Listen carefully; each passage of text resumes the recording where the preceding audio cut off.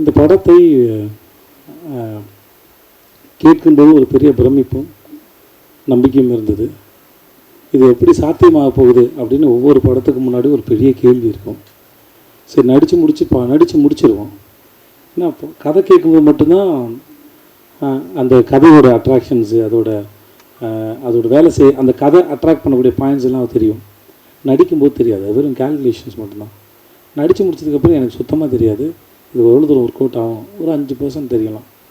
அப்புறம் வேறு யாரையாவது கூப்பிட்டு வந்து அவங்க பார்த்து எடிட்டர் அசிஸ்டன்ஸ் கேட்டு இந்த மாதிரிலாம் கேட்டு தான் இந்த சீன் ஒர்க் அவுட் ஆகுதா, அது புரிஞ்சிருக்கா அப்படின்னு யாரையா கேட்டு தெரிஞ்சுப்போம் மொழிய. ஆனால் அந்த கேட்குற ஒவ்வொரு பாசியும் மொத்த மாலையாக கற்பனை பண்ணவே முடியாது மனசில். ஸோ ஆனால் ஓரளவு நம்பிக்கையோடு தான் நாங்கள் இருந்தோம். உங்களுக்கு ஷோ போகிற முன்னாடி வரைக்கும் நிறைய பேருக்கு போட்டு காமிச்ச ஒரு நம்பிக்கையில் உங்களுக்கும் பிடிக்கும்.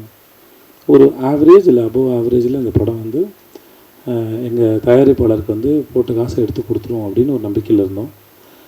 ஏன்னா என்னுடைய முந்தைய படங்கள்லாம் சரியாக போகாதனால இன்னொரு நண்பர் சொன்னார், இந்த மாதிரி என்னோடய படம் ஒரு பேனர் ஏற்றும்போது விஜய் சேதுபதிக்கு இனிமேல் பேனர் ஏற்றினா கூட்டமாக வரப்போகுது அப்படின்னு ஒரு 2-3 படத்துக்கு முன்னாடி சொன்னதாக என்கிட்ட சொல்லும்போது நானும் ஒரு வேளை என்னன்னு தெரியல, ஒரு கணக்கெலாம் இருக்கலாம். பட் அதெல்லாம் யோசித்து இந்த படத்தை செய்யலாம் இல்லை. இது எந்த விதமான எமோஷனுக்காகவும் இதை சொல்லவே இல்லை. இந்த மாதிரி நிறைய கேள்விகள் என்னை சுற்றி ஓடிக்கிட்டே இருந்தது. அந்த கேள்விகளுக்கு பதில் சொல்வதற்காக மகாராஜா பண்ணலை. ஏன்னா அந்த எண்ணத்தில் பண்ணால் அது உருப்படாது. அதனால் அப்படிலாம் யோசிச்சு எதுவுமே பண்ணலை. கேள்வி எதையும் நான் எழுப்பவில்லை. என்னை சுற்றி இருக்கவங்க தான் கேள்வி எழுப்புனாங்க. என்னை சுற்றி இருக்கவங்க தான் பதிலும் சொன்னாங்க. அந்த பதிலாக மகாராஜா அமைஞ்சதில் நான் நித்திலனுக்கும் சுதன் சாருக்கும் ரொம்ப பெரிய நன்றி நான் சொல்லிக்கிறேன். நீங்கள் படம் பார்த்து முடித்து அன்றைக்கி நடந்த ப்ரெஸ் மீட்டில் கேள்விலாம் கேட்டு அப்படிலாம் போட அன்றைக்கி நான் ரொம்ப சந்தோஷமாக இருந்தேன். ஏன்னா நீங்கள் எல்லாருமே கேள்வி கேட்டாலும் சிரித்த முகத்தோடு சந்தோஷத்தோடு எனக்கு கேட்டுட்டு இருந்தீங்க.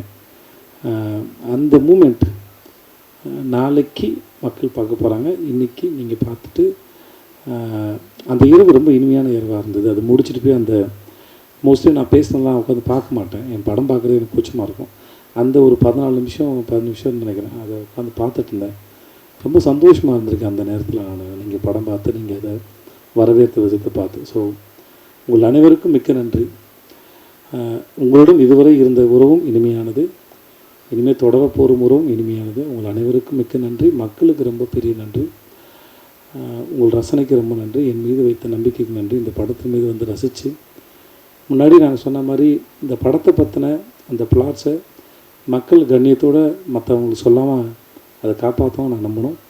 முடிஞ்ச அளவுக்கு கேள்வி கேட்டவங்களும் மக்களும் இங்கேயும் சரி, நான் ஹைதராபாத்தில் போயிட்டு ப்ரொமோஷன் பண்ணும்போது சரி, ஆஃப்டர் ரிலீஸ் நம்ம ப்ரொமோஷனுக்கு போகும்போது சரி, சில கேள்வி கேட்டால் கதை தெரிஞ்சுக்கிறேன்னு அந்த கண்ணியத்தோடையே கேள்வி கேட்டாங்க.